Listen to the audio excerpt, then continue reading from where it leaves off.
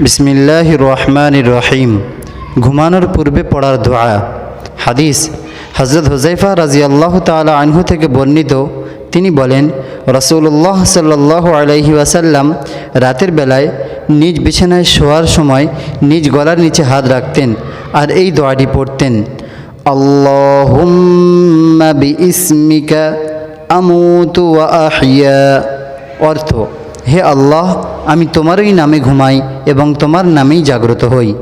বুখারী শরীফ হাদিস নম্বর 3314। ঘুম থেকে জেগে উঠে এই দোয়াটি পড়তে হয়, আলহামদুলিল্লাহিল্লাযী আহইয়ানা বা'দামা আমাতানা ওয়া ইলাইহিন নুশুর। অর্থ, সমস্ত প্রশংসা সেই আল্লাহর, যিনি ঘুমের পর আমাদের জাগ্রত করেছেন এবং আমাদের তার কাছেই ফিরে যেতে হবে।